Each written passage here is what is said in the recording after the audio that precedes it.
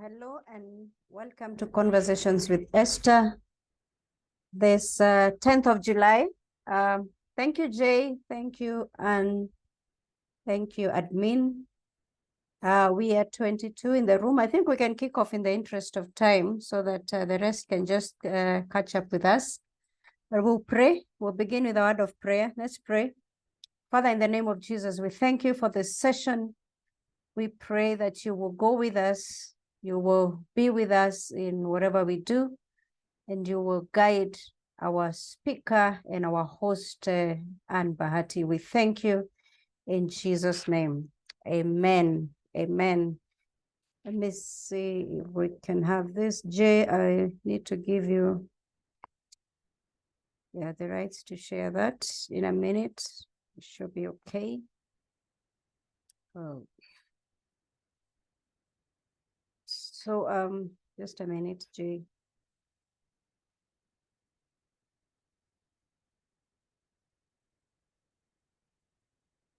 So allow me to just make an intro of Conversations with Esther. Unfortunately, we are not on YouTube. We might get there in a few minutes, but we are recording this. So an intro on Conversations with Esther for those that are joining us for the very first time. I think that's on the screen. Conversations with Esther is an impact-driven professional platform that informs, educates, and rebuilds mindsets. Now, we have been in existence for Bahati, how long? Over a year plus. And we have been bringing you sessions and educative sessions on the workplace matters. We ignite your ethical and authentic leadership, promoting the best practice in the industries. Now, we handle sessions across industries, not just for HR professionals. We host different professionals and different professions here and speak to issues around the workplace. We equip you with the workplace relevant legal, HR, and holistic wellness skills while supporting employers in attracting, developing, motivating, and retaining productive talent. Now, I want you to mark that word, retaining productive talent. That's very key. Now, guided by our three values, integrity, excellence, and impact, Conversations with Esther envisions a workplace transformed by candid conversations, respectable relationships, and intentional leadership. Now, this is our theme for the year, prioritizing holistic wellness. That's what we've been speaking to.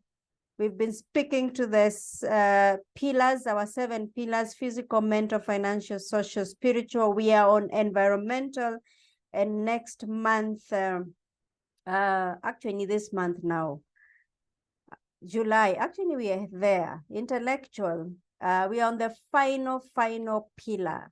It's been a walk and a fantastic one. Now, upcoming, allow me to announce this once again. We have an upcoming capacity building conference. Now, this, the reason we are calling it capacity building is because we are going to be very practical in what we do. It's not just the talking sessions. We are going to sit at our tables and formulate and review the policies in the workplace. When it comes to creating a high performance culture and a competitive advantage, does culture or strategy come first? That's a very good question that we need to keep asking ourselves. Does corporate culture, the how, precede business strategy, the what, or is it the other way around? Which one comes first? The old age question of which one comes first, the chicken or the egg? Is it the culture? Is it the strategy? Now, from your own organizations, which one is prioritized?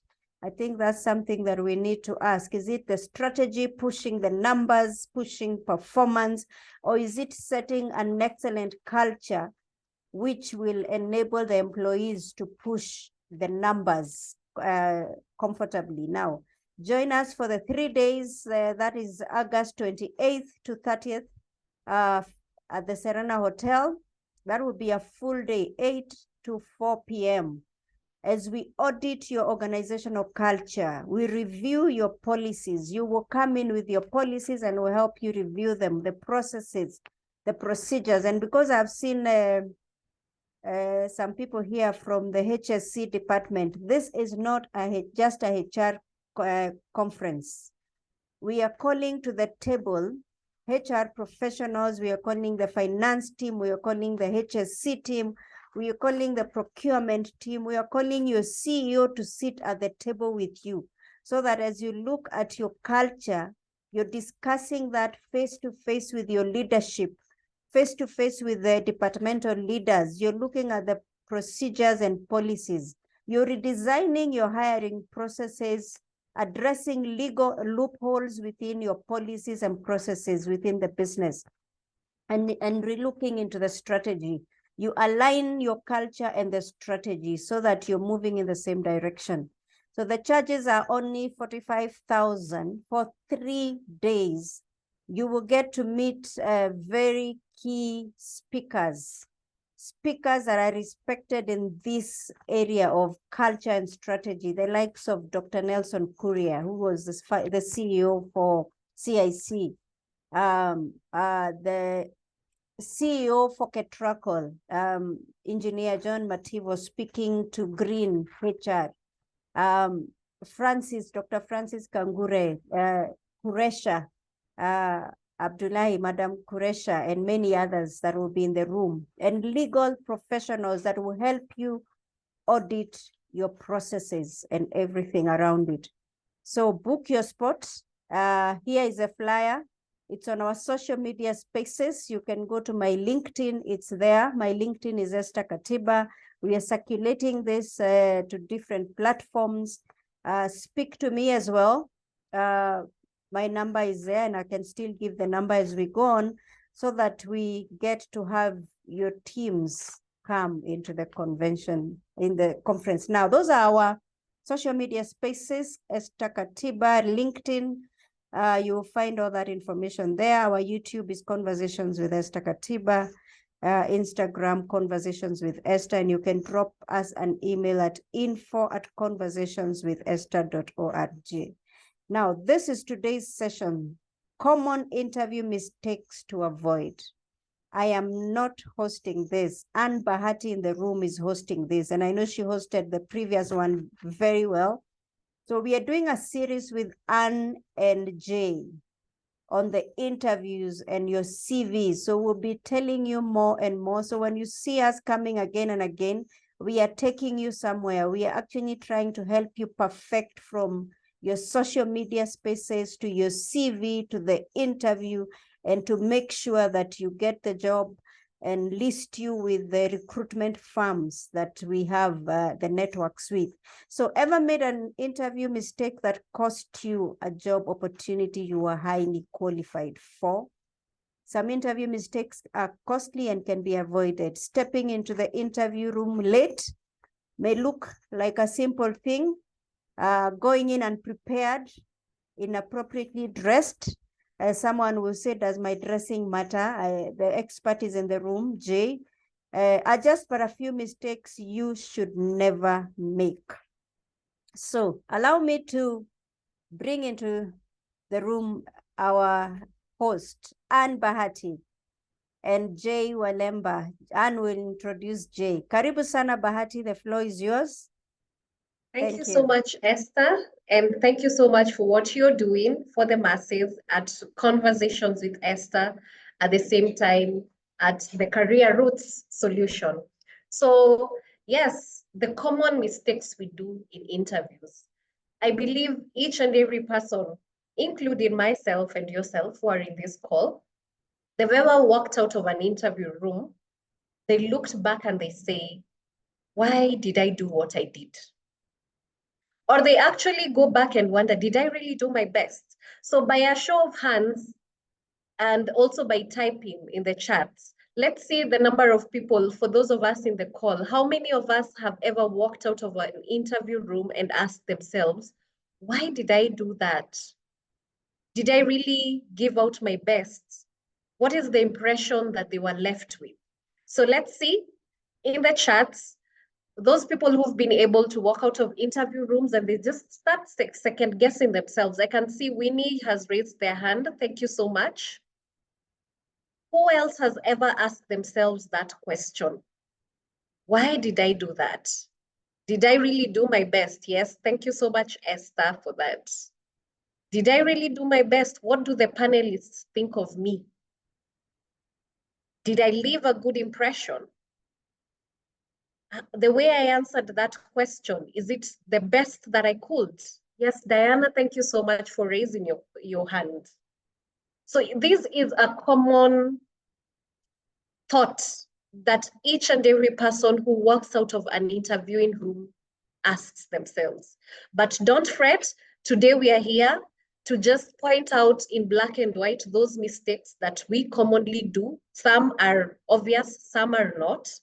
And we have none other than Jay Walemba to take us through that discussion. So Jay Walemba is actually an international recognized HR consultant, more so in the arena of resume and CV writing, and just helping job seekers get ready for their jobs, including job interview preparations. So he has a Bachelor of Commerce in HR Management from the Kenyatta University, and also has a certificate in international and strategic human resource management from Allison.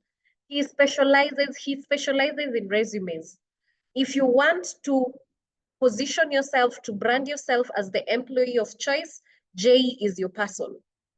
So he employs strategic approaches by staying up to date with industry-specific keywords and requirements, and he consistently delivers resumes that maximizes his clients' chances of securing interviews and landing their desired jobs.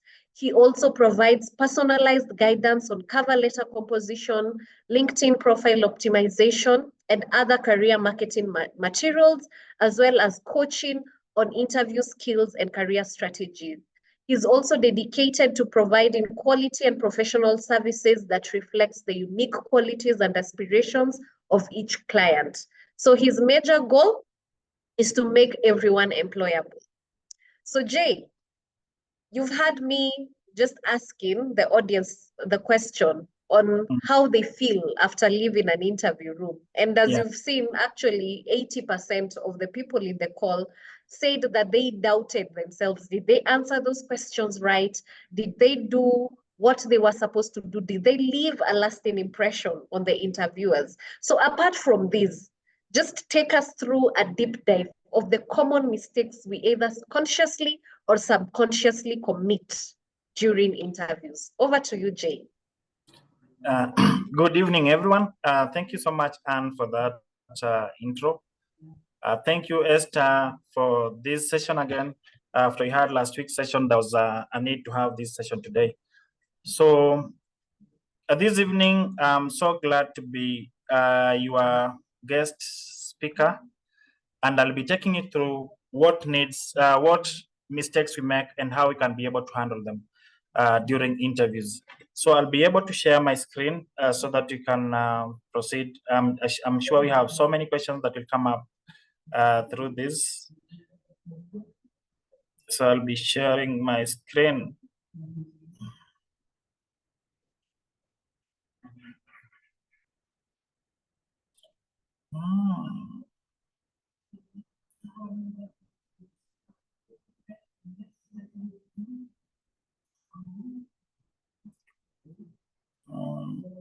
Don't know what is happening. I think I should be.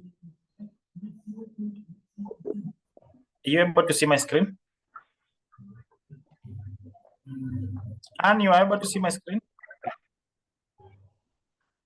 And you can see my screen? Yes, we can, Jay. Yes, it's visible. Thank you. Now, what are the common mistakes most people make during interviews? So that is what we will be talking about today. And just by an intro on what to expect. You can see my notes. Now, what we need to understand is that we need to understand that interviews are very critical steps in the hiring process. And in most cases, it's not easy for us to evade any step of the hiring process, especially the interviews. So recruiters are not just about assessing your qualifications, but they also it's also about evaluating how you fit in that company culture and the team dynamics. So it's important that you ensure that you prepare well so that you avoid some of the common mistakes that we'll be talking about. So with many candidates vying for the same positions, being well prepared can help you stand out. And it's key that you prepare because as I said last time is that once you apply for entry-level positions or the mid-level positions, you have many of you that are vying for the same positions. So you need to ensure that you stand out through good preparation. So despite the qualifications, many candidates make avoidable mistakes during interviews. These mistakes can create a negative impression, overshadowing your skills and experiences. You might have performed well in the interview, but some of the common mistakes might undermine your progress. So understanding the highlighted mistakes in this presentation can help you avoid them and increase your chances of success because we're looking at getting that job. And last time we said that we don't go for interviews. When you go for interviews and you don't get the job, you don't fail, we learn. So I want us to have that mentality as we keep on seeking for roles. So the number one biggest mistake we make in interviews is that we lack preparation. So the lack of preparation, it shows that it demonstrates lack of interest and effort in that specific position. So it makes it difficult for you to tailor answers that are aligned to the company's values and goals. So he said that when you're responding to interview questions, you need to have the JD at the back of your mind. So while responding to the questions in the interview room, you need to make sure that you are aligning them to the company values. So preparation will help you understand the company values. It will also help you understand the company mission and vision, and then even what they are about and even their products. So you need to be aware that you align the answers to fit the company's values, goals, and even the product that they are working on. So number two is when you lack preparation, you overlook research. So many candidates overlook the importance of research and the companies they are going to interview for. There are people that you ask them about what the company is doing. They saw the company in the advert, but they cannot tell you anything about the company. So make sure you do more research about the company. Then how can preparation help you? So demonstrating knowledge about the company shows your genuine interest and enthusiasm in that position. So knowing about the company and the role boosts your confidence during the interview. And even talking about the products, even talking about some of the news about the company. If it's a company that is maybe talking about the profits that the company has made in the last 3-4 years, it shows that you have a clear understanding of that company and a clear understanding of the role. And it shows that you have, similarly, you have the interest in that organization. So prepared candidates can ask insightful questions about the role and the company, showing their proactive approach and interest in that position. So the benefits, basically the benefit of you preparing is that it shows that you are interested in that company and enthusiasm. So you make sure that you do enough preparation. Then number two,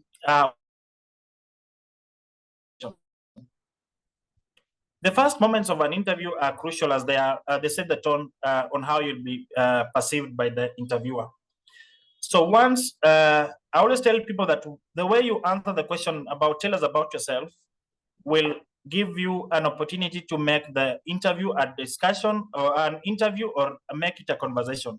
Once you make the interview a conversation, it's so easy for you to have to accelerate confidence and also be able to prove to that potential employer of the interviewer that you are the best candidate for that position.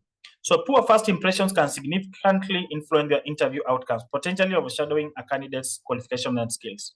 You might have the necessary skills, but if you start fidgeting at the first impression, it will spoil the whole interview and you might not be able to recover that during that interview. So that's where now you leave the interview room and you already have an answer that I'm not going to get this job.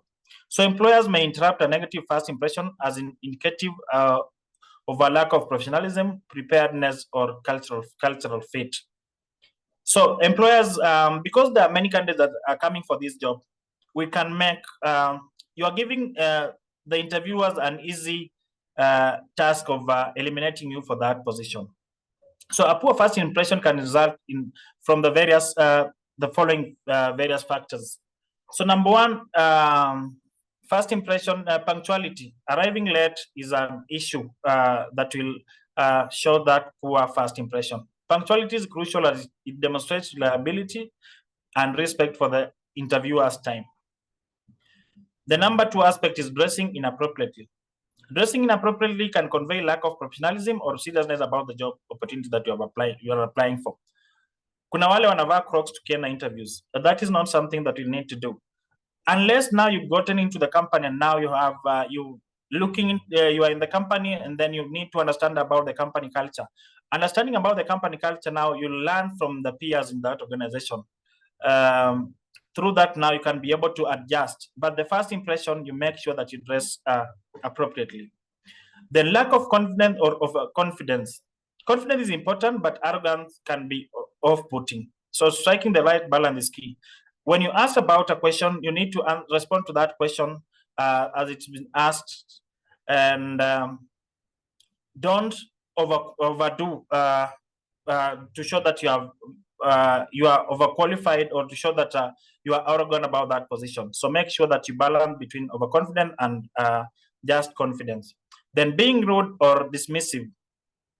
There are sometimes employers might ask you questions that you feel that aren't professional.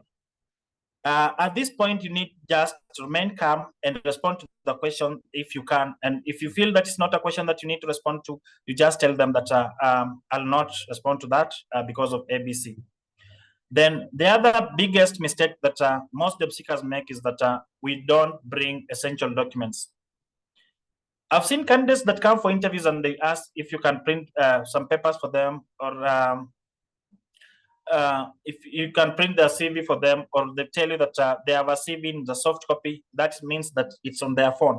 So forgetting to bring papers and copies of your resume, portfolio, and references can make you seem unprepared and disorganized. So when you are invited for an interview, whether the interviewer tells you to bring your CV, copies of academics or not, that is something that it should always be in your hand when going for this interview. Before you get seated, you should have them on your hand ready to give them in case you're asked with the interviewer. Then the other reason that the number three mistake we make is that inadequate responses. Avoid yes or no answers. Provide detailed responses that showcase your skills, experiences, and qualification. I remember there was a time I was hiring for an HR intern, and I asked, one of the questions that I was asking was, what are the functions of HR? So one of the candidates told me recruitment, performance management, training and development, payroll processing, leave management. And then the other candidate was talked about recruitment, and then she explained what recruitment means.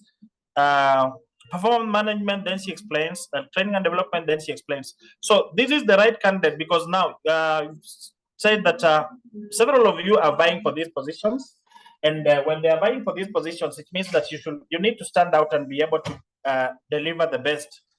So make sure that there's no yes or no answer, but you can talk about, if it's a point, talk about it and be able to explain. Whether they're talking about strengths, whether they're talking about weaknesses, mention one and be able to explain. Then provide specific examples, especially when you're asked about questions on situational, or how you'll be able to, when they're talking about specific skills. If they're looking at problem-solving skills, you can give specific examples. If they're looking at leadership skills, as well, give specific examples from the previous work experience, or even academic projects or volunteer experience to support your claims.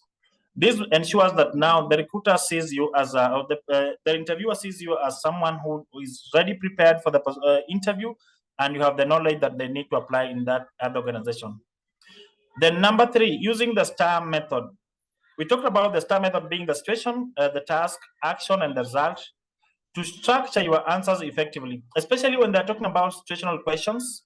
Describe the context or the situation you are in, then explain the specific task or challenge you faced, then action, detail the actions that you took to address the situation, and then share the outcomes of your actions to quantify if it's possible. So when talking about quantification is there are times that you're talking about the achievements that you've had. When talking about the achievements, especially in our CVs or even during the interviews, you need to quantify so that it can make so that the recruiter can as well reason out with you and be able to see that that the same achievement you had in the previous role can be easily transferred to this new role. Then number 4, overly negative attitude during the interview.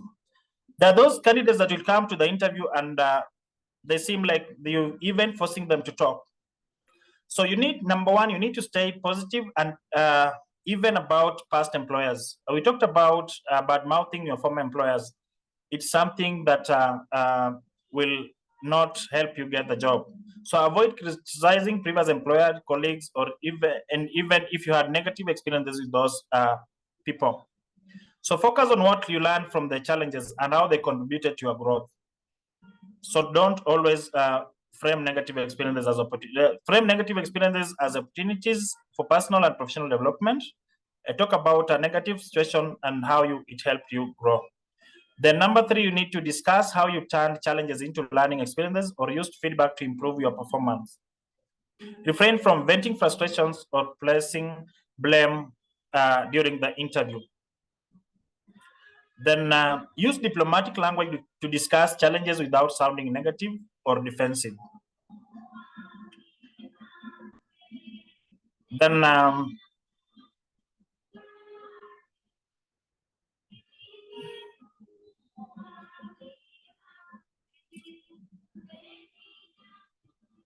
number 5 is talking too much or too little. I've had candidates that come to the interview and they take over. They become the interviewer and you become the candidate. So ensure that you only answer what you've been asked. Make clear and focused responses. Aim for clear and focused responses that directly address the interviewer's question. Avoid rambling or going off on tangents that detract your main points. So make sure you remain clear and focused in your responses. Be mindful of time, stay mindful of time, and keep your responses within a reasonable length. Structure your responses logically to maintain the interviewer's interest and clarity. As much as you might have so much in terms of what the recruiter should hear, but as long as it's within, it goes overboard, you need to minimize that. Then actively listen. Engage in active listening to understand the interviewer's question fully before responding. So you need to demonstrate your communication skills by responding thoughtfully and respectfully. Then encourage dialogue. Encourage dialogue by asking relevant questions or seeking feedback during the interview. I've talked about, as the candidate, you have the opportunity or you have the chance to make it a conversation or an interview. So once you make it a conversation, you are encouraging dialogue. It becomes so easy for you to be able to maneuver and entice the interviewer rather than being gloomy and not being focused. Then number 6 is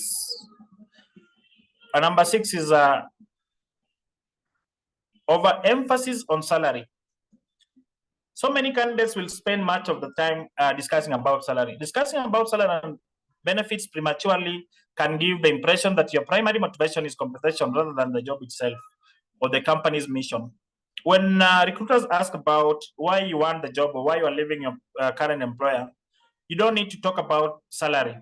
Let the salaries question come later and have it be structured to talk about it in a way that is very clear and highlighting your worth and highlighting why you need that pay for that position.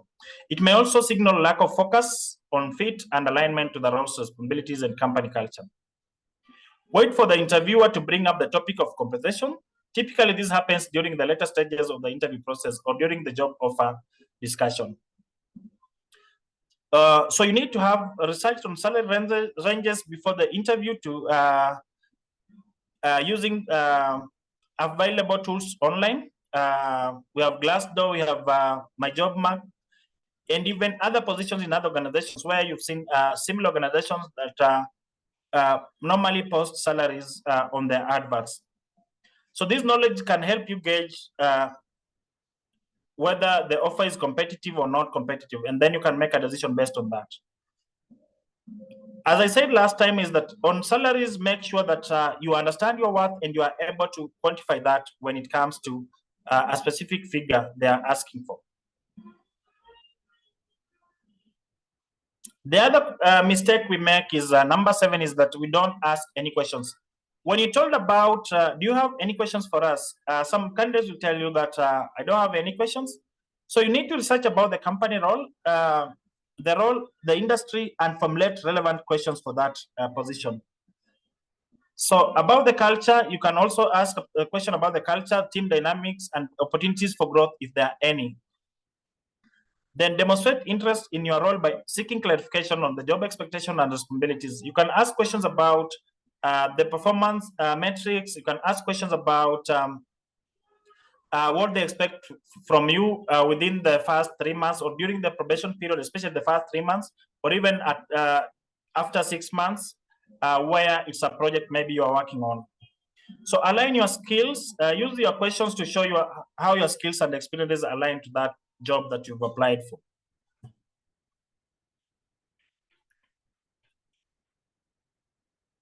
Then number 8 and the last one is we neglect follow-up, neglecting follow-up and canvassing. After the interview, it's not just about what you say during the interview, but also how you maintain professionalism and engagement forward.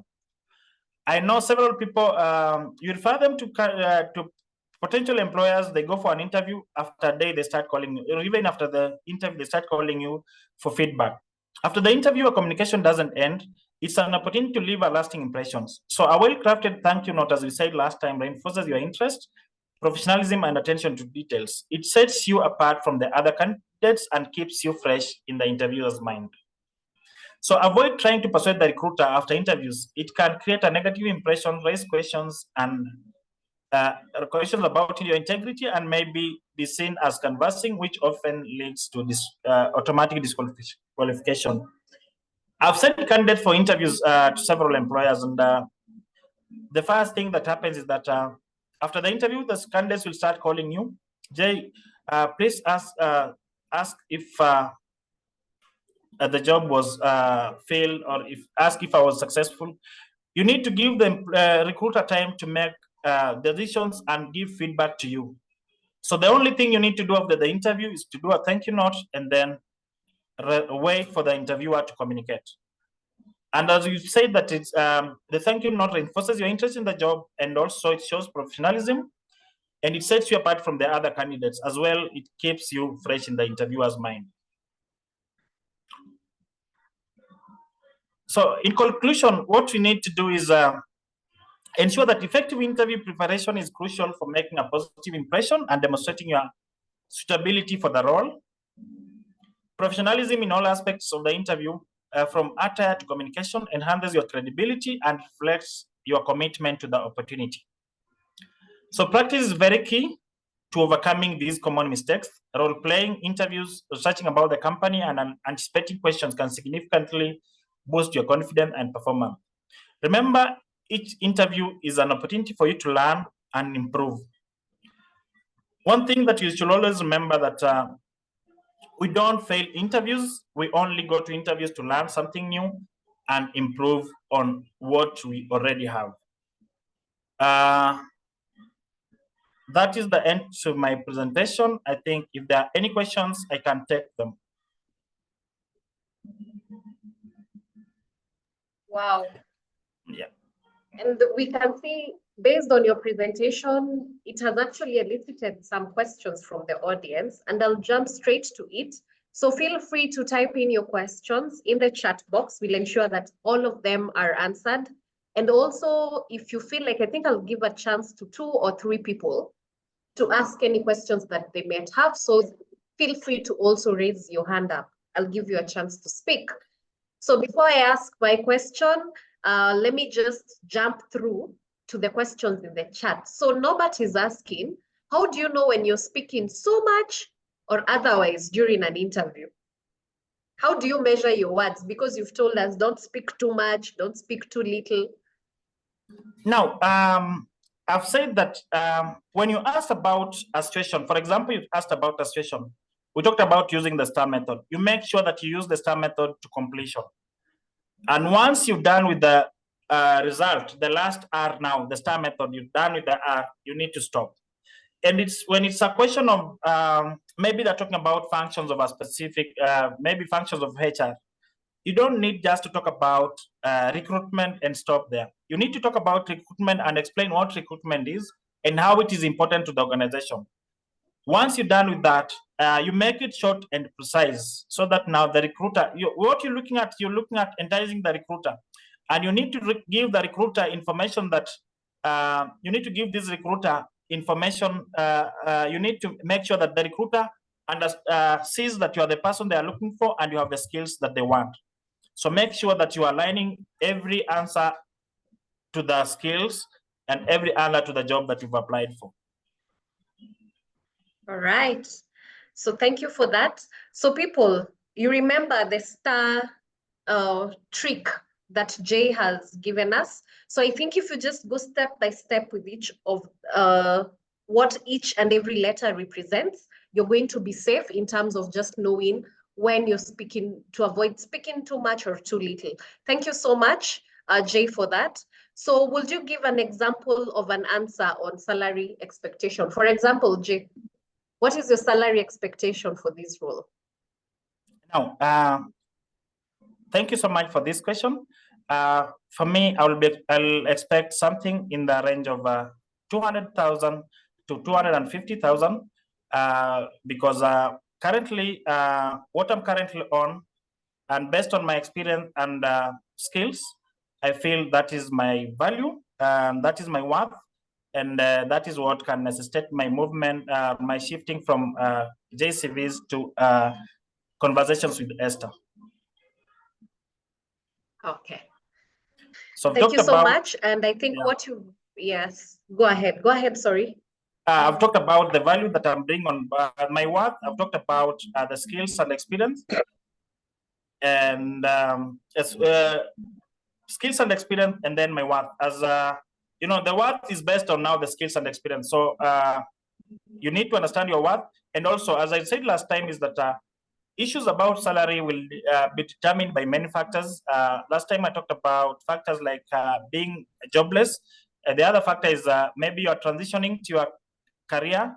The other one is that you might be in a toxic environment. So all these factors considered, you need to make an informed decision before now you answer the salary questions. Okay, so that's fair enough. Let's say we encounter what people can refer to as insensitive questions during an interview, or questions that they're not comfortable to answer.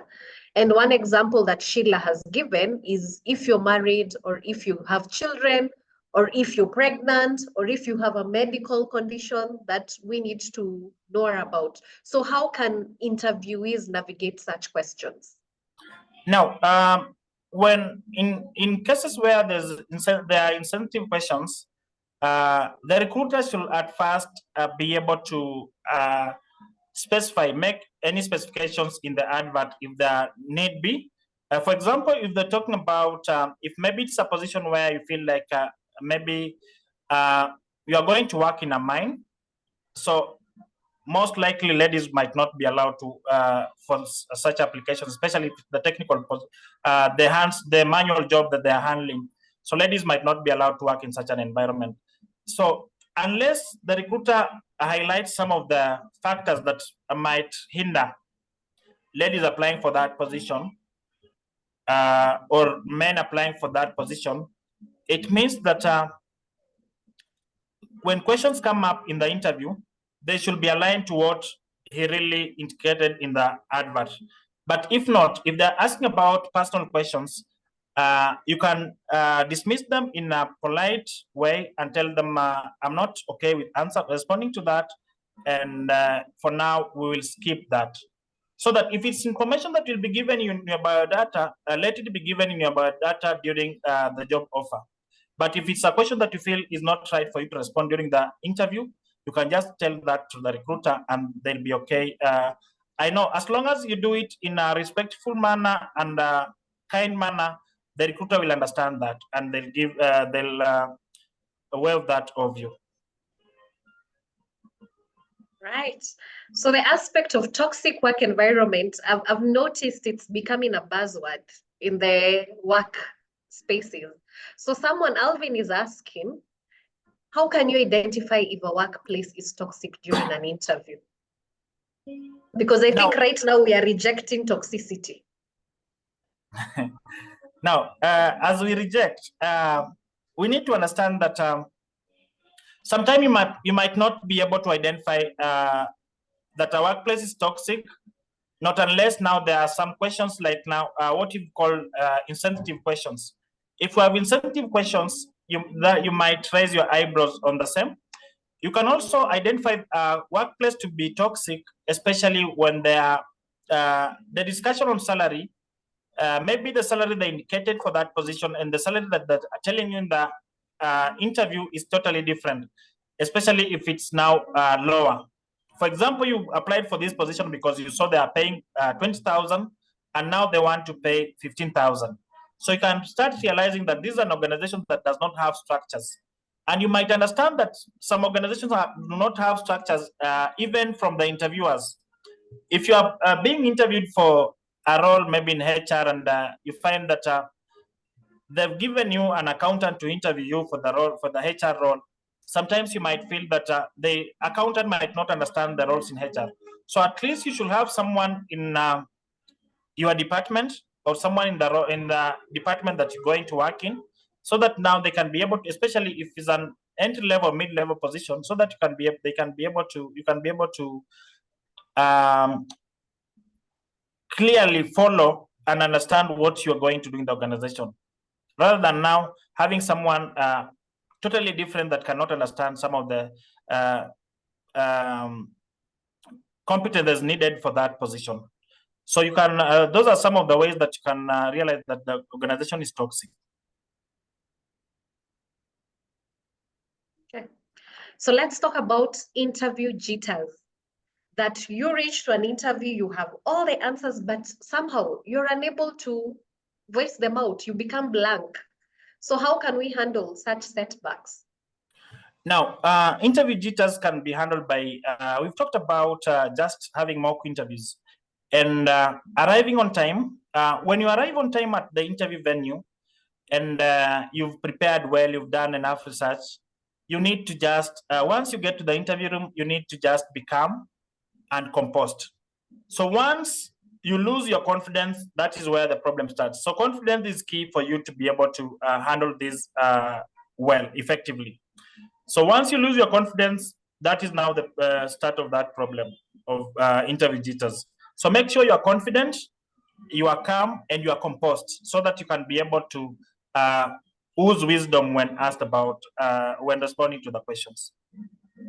And let's say you reach the interview, you find, yes, you know very well you can't perform well at that particular time. Is it okay to ask for it to be rescheduled?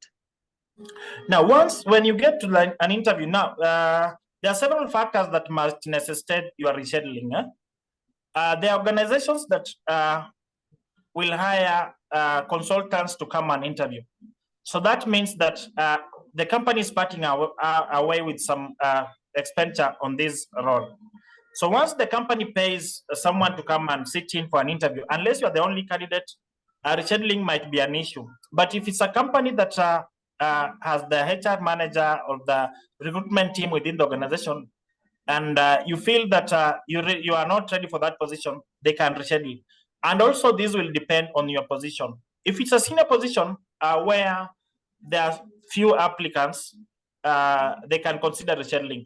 But if it's an intern position, if it's an entry level, like an accounts assistant position where you are more than 20 of you coming for the interview, it's not easy for the company to schedule. So based on the position and based on the circumstances, if it's an extra cost for the company to hire the interviewers, or if the interviewers are internal, then the company can consider that scheduling. So you need just to talk to the interviewer and ask them if they might consider scheduling, and then they'll be able to give that clear information on the same. All right, thank you. So Sophie, I believe we've answered your question. So we have another one from, I can't really tell the name. When answering the question of why should we hire you? Or if given this position, what would you do different? What's the best way to go about it? Now, on why the company should hire you, you need to respond to this question using some achievements. For example, while I was at JCVs, I managed to overturn the company from making losses to making profits. And I did that through this and this and this. So you talk about the strategies you put in place to be able to overturn that losses into make them profits. And then also, once you respond to this, why you should hire you can respond to this using achievements. So like, for example, I've talked about while I was at JCVs, I made the company, I overturned the company from making losses to making profits through ABC. So you give a clear scenario of the steps that you took to be able to make those profits. So you don't have to talk about very big achievements. You can even talk about making a recommendation to the HR manager where you felt that some of the there was an issue with the system, or there was much time was being taken in paying suppliers, which have in turn affected now the delivery of items, the operations within the organization. So talk about recommending even a system in the organization that enhance operational efficiency. So talking about achievements on why they should hire you, it shows the potential employer, the recruiter, the interviewer that you are the person, if you made this recommendation, you are the person that is so keen on details, or you are the person that is very strategic. You look at things, and you can, when you look at things, you can see it in a bigger picture, and then make those recommendations to the organization. So once you make these recommendations to our organization, we can be able as well to enhance the operational efficiency. You had talked about why we should hire you, and the other one was? If we hire you, what would you do different? No, but I think you've answered it in your presentation. It's in the same. It's can be the same answer. All right. So there's another one, a very common one. Where do you see yourself in the next 5 years? Now, on where you need to see yourself in 5 years, I always say that you need to answer this question in 2-3 ways. The first one, you need to talk about academic, and you need to talk about the career side. So academic, if you are, for example, if you are looking at, you are in HR, you have a degree in HR, when you're looking at 5 years, you can talk about academically, you're looking at going back to school and maybe upskilling and doing your master's. Then another one is career-wise, you can talk about, I'm keen on gaining skills in this position, and I feel that in 5 years' time, I will have gained promotion from a HR assistant to a HR officer, and through the ladders. So talk about growth. And there are some that talk about I'll be in your position, or I want to be a manager. Sometimes it might not sound well with the interviewer, especially if the interviewer is the person that you'll be reporting to. That is noted. So I like, there's someone who's using a phone, AZ's iPhone is actually bringing out the aspect of written interviews. So how do we prepare for them? That is number one. And if you're not able to attend for it physically, is it okay to request it to be sent, to be administered virtually? Now, written interviews, we had a discussion on the same about psychometric assessments. We had a deep discussion on the same. So for written interviews, especially where maybe there are positions that you go for an interview and you need to first take a written interview before you proceed to the physical or oral interview. So sometimes, depending on the organizations and depending on how safe it is for them to have it sent, because they'll need, they might be barring you from maybe referring somewhere or having someone else do it for you. That's where they want you. That's why they want you to do it from maybe the interview site. So if it's something that can be sent, I've seen several organizations as well sent. I've seen interviews with companies like Stimasako. You're doing a written interview virtually, but there's a camera monitoring you. So you have to put on your camera and ensure that now you're doing that alone and by yourself. So depending on the company, you can request, and if they have enough systems to be able to monitor you do the written test, they'll do that. But if it's something that needs you to be at the interview site, then definitely you'll have to go there. All right. So now let's move to post interviews for the next just few minutes. And we'll start with Norbert's question. Is it okay to shake hands with the interviewers as in the room?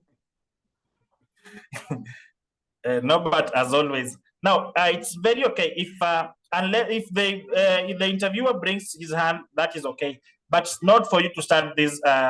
Not like for Norbert, I know he can do this, but nobody should not do this during an interview.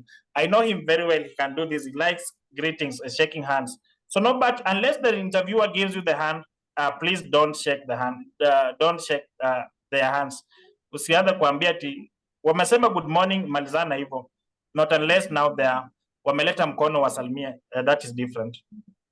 Yeah, so basically what you're telling us is read the room and read the room, with what the room. Yes. Mm. So also along the same lines, after the interview, let's say they promised to get in touch with you after 2 weeks. They've not gotten in touch with you.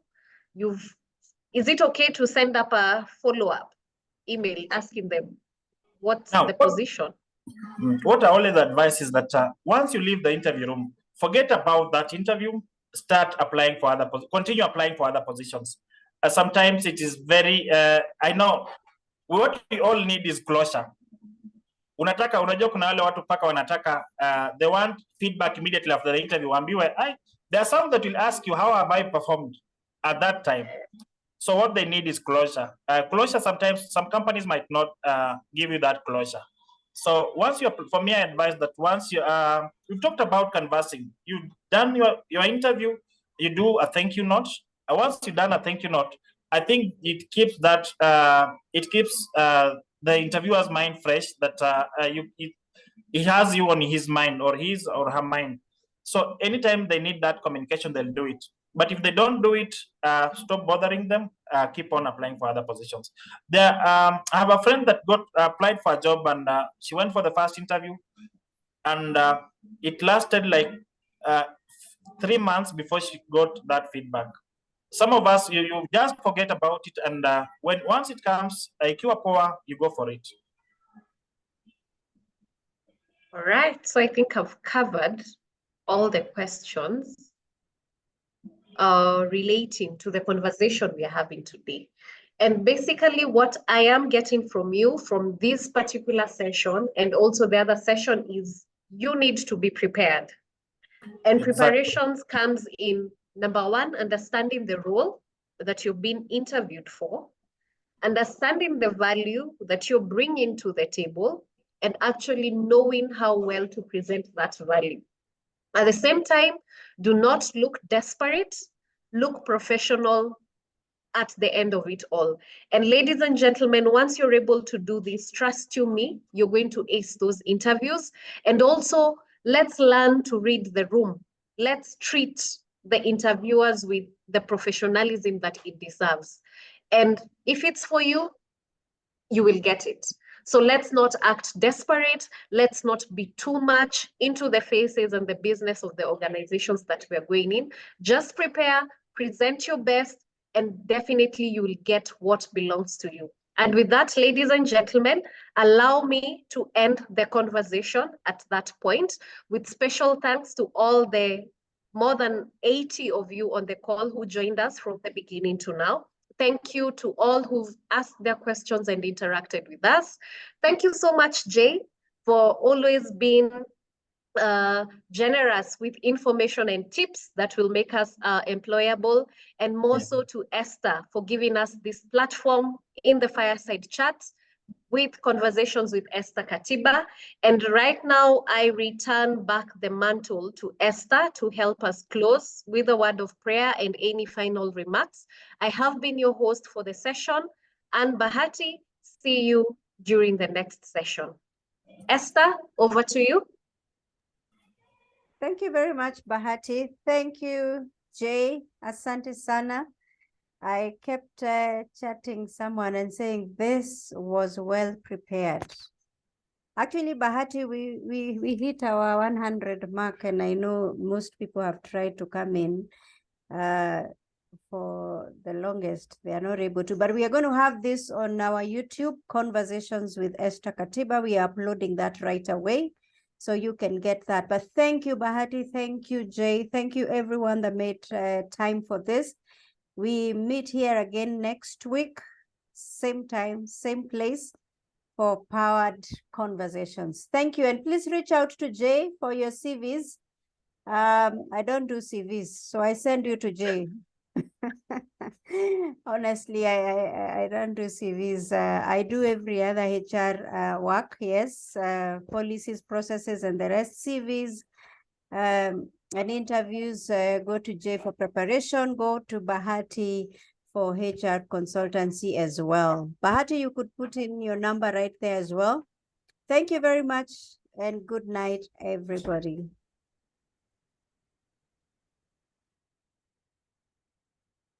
Good night.